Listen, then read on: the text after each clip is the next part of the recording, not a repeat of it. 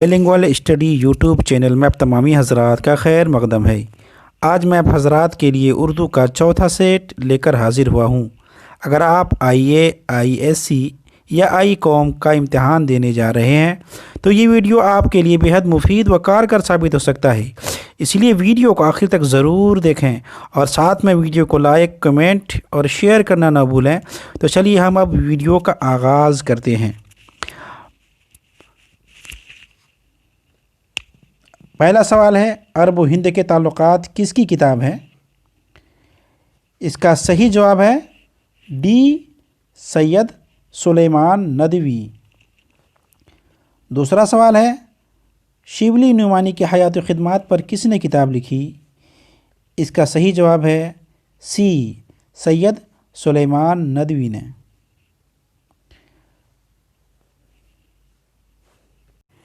तीसरा सवाल है, मलक सादिक से शहजादे के वालिद का क्या रिश्ता था? इसका सही जवाब है दोस्ती का, बी। उसके बाद चौथा सवाल है, जन्नत से हुक्म सफ़र किसे हुआ? इसका सही जवाब है ए, हज़रत आदम अलैहिस्सलाम को। पांचवा सवाल है, इनमें से कमतर किसको समझा जाता है? इसका सही जवाब है डी, खाक यानी मिट्टी को। छठा सवाल है, भोले बसरे गीत किसका अफसाना है?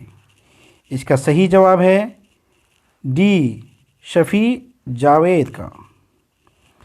उसके बाद सातवां सवाल है, टूबा टैक्सिंग में किन लोगों के तबादले की बात की जा रही थी? इसका सही जवाब है डी, पागलों की।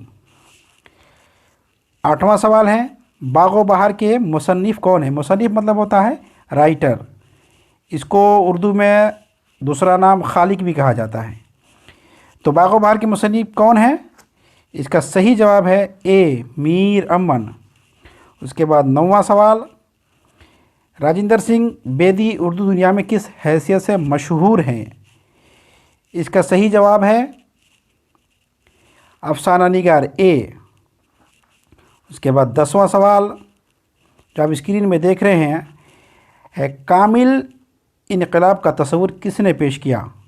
इसका सही जवाब है डी, जयप्रकाश नारायण।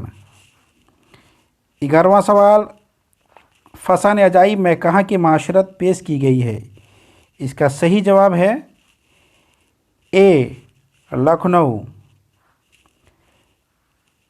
12वां सवाल है, मज़मून बाज़ पुराने लफ्ज़ों की नई तहक़ीक़ के मुसन्निफ़ कौन हैं?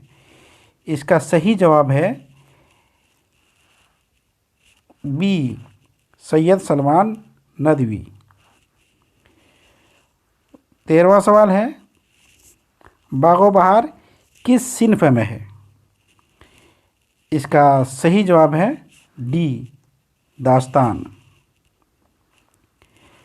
14वां सवाल है, अफसाना इब्राहिम सक्का के मुसन्निफ़ कौन हैं? इसका सही जवाब है सी, सलाम बिन रज़ाक।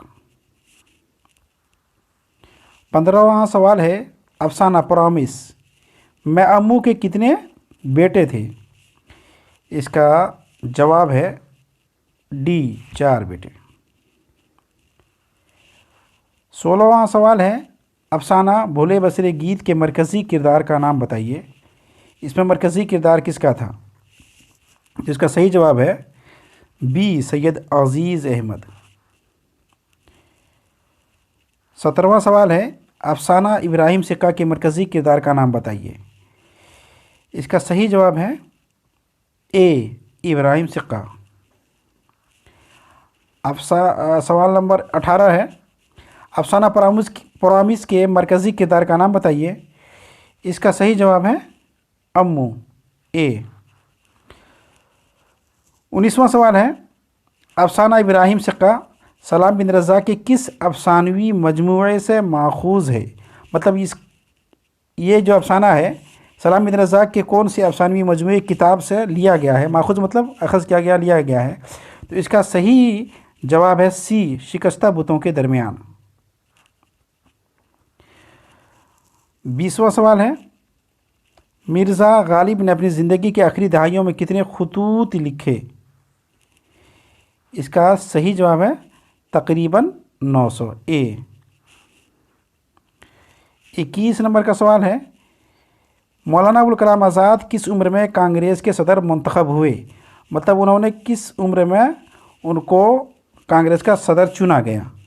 इसका सही जवाब है बी 35 साल की उम्र में। 22 नंबर का सवाल है, आज़ादी के बाद मौलाना अबुल कलाम आज़ाद को कौन सा ओहदा मिला? तो इसका सही जवाब है बी वज़ीर तालीम का। 23 नंबर का सवाल है, प्रॉमिस किसका अफसाना है? मतलब ये किसके राइटर, इसके राइटर कौन है? तो इसका सही जवाब है डी जीलानी बानो। 24 नंबर का जो सवाल है, उर्दू का पहला खाका निगार कौन है? इसका सही जवाब है फरहतुल्लाह बैग ए। 25 नंबर का जो सवाल है, नज़म मेरा सफ़र के शायर कौन है? इसका सही जवाब है अली सरदार जाफरी।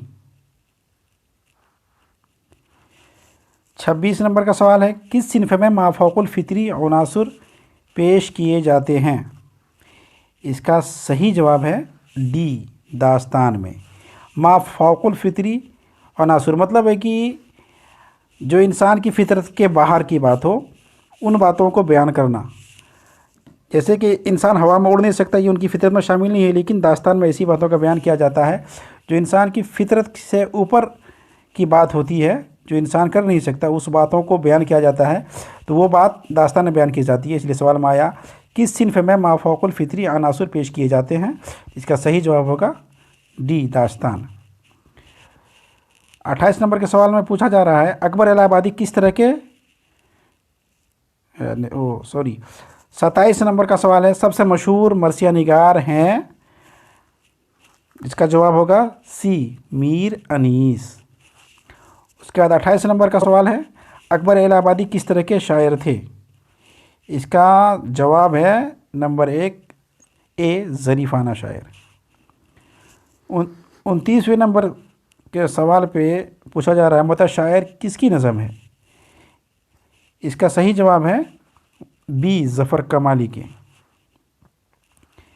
30वें नंबर सवाल में कहा गया, गज़ल का पहला शेर क्या कहलाता है? इसका सही जवाब है गज़ल का पहला शेर कहा जाता है मतला ए। 31वें नंबर सवाल पे पूछा गया, गालिब उर्दू के साथ साथ किस ज़बान में शायरी करते थे? इसका सही जवाब है डी फ़ारसी में। 32वां सवाल है, मजाज लखनवी का असल नाम बताइए। इसका सही जवाब है ए असरारुल हक। 33 नंबर का सवाल है, दर्ज जेल शेर के शायर कौन है?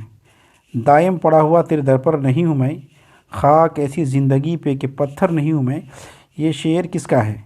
इसका सही जवाब है बी गालिब का।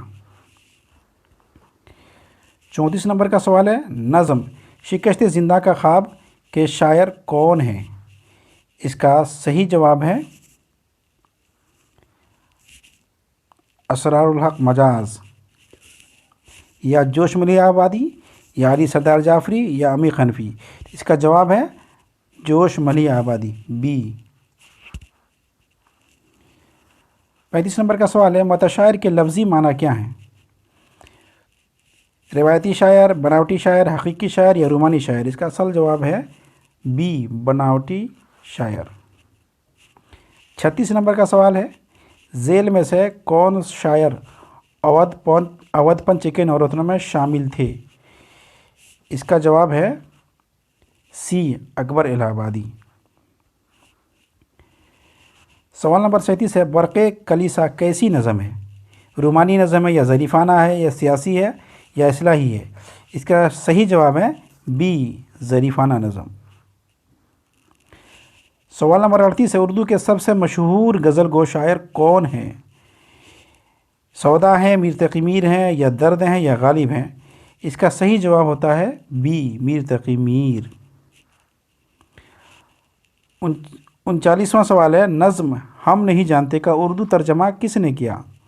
अली सरदार जाफरी ने, या ज़फ़र कमाली ने, या वाहिद नज़ीर ने, या जाहिदा जैदी ने? इसका सही जवाब है डी, जाहिदा जैदी ने। 40 नंबर का जो सवाल है, हम बांसुरी पर मौत की गाते रहे नगमा तेरा, ये किसकी गज़ल का मिसरा है? गालिब की, या यगाना, अता काकोई की, या खलील रहमान आज़मी की? इसका सही जवाब है डी, खलील रहमान आज़मी की। 41 नंबर का सवाल है, ए गमे दिल क्या करूं, ए वहशते दिल क्या करूं, ये मिसरा किसका है? मजाज लखनवी का, गालिब का, या वली तकनी का, या मीर तकी मीर का? इसका सही जवाब है ए, मजाज लखनवी का। 42 नंबर का सवाल है, तशबीब का ताल्लुक़ किस सिन्फ से है? गज़ल से है, कसीदा से है, रुबाई से है, या मरसिया से? इसका सही जवाब है बी, कसीदा से। 43 नंबर का सवाल है, नज़्म खेती का मरकज़ी किरदार कौन है? शायर है, वक्त है, काश्तकार है, नदी है? तो इसका जवाब सही है बी, वक्त। सवाल नंबर 44 का, 44 में पूछा जा रहा है, गुफ्तगू किसकी नज़म है? मतलब इसके राइटर कौन है, इसके मुसन्निफ़ कौन है? गुफ्तगू जो नज़म है, इसके राइटर। इसका सही जवाब है अली सरदार जाफरी, ए। दर्ज झेल में मुहावरा की मिसाल है। सवाल नंबर 45 में पूछा जा रहा है, झेल में मुहावरा की मिसाल है, यहाँ आओ, आबाब होना, नाच न जाने आंगन टेढ़ा, या इनमें से कोई नहीं? तो इसका जवाब जो सही है वो है बी, इसलिए कि मुहावरा की पहचान ये है कि जिस लफ्ज़ के, जिस जुमला के आखिर में ना लिखा हुआ आता है वो असल में मुहावरा कहलाता है। जैसे नाच न जाने आंगन टेढ़ा, इसके आखिरी में ना नहीं है तो ये मुहावरा नहीं है, बल्कि ये ज़रबुल मसल कहा जाता है। इसे कहावत कहा जाए या ज़रबुल मसल कहा जाए। मुहावरा की पहचान यही है कि उसके आखिर में ना होता है, जैसे कि कर होना, चने चबाना, लोहे का चने चबाना, वगैरह वगैरह। अब सवाल नंबर 46 में है, एक तीर से दो शिकार का माना है। एक तीर से दो शिकार करना, तीर एक होना, एक साथ दो काम करना, इनमें से कोई नहीं। तो इसका सही जवाब है एक साथ दो काम करना, सी। सवाल नंबर 47 में पूछा गया, किसी काम के करने या होने को कहते हैं? फ़ेल कहते हैं, ज़मीर कहते हैं, सिफत कहते हैं, इनमें से कोई नहीं। इसका सही जवाब है फ़ेल। इसको हम वर्ब बोलते हैं, अंग्रेज़ी में वर्ब बोलते हैं और हिंदी में क्रिया बोलते हैं। सवाल नंबर 48 में पूछा गया, अहमद की टोपी लाल है, इस जुमला में सिफत की निशानदेही करें। यानी पहचाने कि इसमें कौन सा जुमला सिफत है। सिफत मतलब एडजेक्टिव। तो अहमद की टोपी लाल है, इसका जो सवाल है इसका सही जवाब है, इसमें सिफत की जो पहचान है डी, यानी लाल। इसका जवाब है डी। टोपी किस कलर की है, मतलब लाल कलर की, उसकी सिफत बयान की जा रही है, इसलिए इसका जवाब होगा डी। सवाल नंबर 49 में पूछा गया, अब्द का माना है हमेशा, अभी, मालिक या ग़ुलाम। इसका सही जवाब होगा डी, ग़ुलाम। अगर अब्द ऐन से लिखा हुआ है तो इसका माना होता है ग़ुलाम, अगर अलिफ से लिखा हुआ है तो इसका माना होता है हमेशा। दो लफ्ज़ जो कि बोलने में एक तरह हो लेकिन दोनों का माना अलग अलग हो तो उसको बोला जाता है हमसूत अल्फाज, मतलब बोलने में एक तरह हो लेकिन माना अलग हो। तो यहाँ पर पूछा गया अब्द का माना, अब्द का मतलब ग़ुलाम होता है, ऐन से है। सवाल नंबर 50 में पूछा जा रहा है, झेल में लाहिका वाले लफ्ज़ की निशानदेही कीजिए। लाहिका मतलब है कि किसी वर्ड को के आखिर में कोई वर्ड जोड़ करके बनाया जाए तो वो लाहिका कहलाता है। जैसे अब इसका पहले जवाब बता दें आपको, दर्ज झेल में लाहिका वाले लफ्ज़ की निशानदेही कीजिए। इसमें लाहिका जो है नंबर, इसका जवाब होगा ए, अक्लमंद। इसलिए कि अक़ल असल से पहले लफ्ज़ है बाद में मंद जोड़ करके बना दिए, इसलिए यह हो गया अक्लमंद। और जो लफ्ज़ से पहले कुछ वर्ड जोड़ करके बनाया जाता है उसको बोलते हैं साबका। जैसे जवाब, जवाब से पहले अगर हम ला लगा दिए तो ला जवाब हो गया, तो ये हो जाएगा ला साबिका। अब बाद में जो जुटा है उसका मतलब हो जाएगा लाहिका।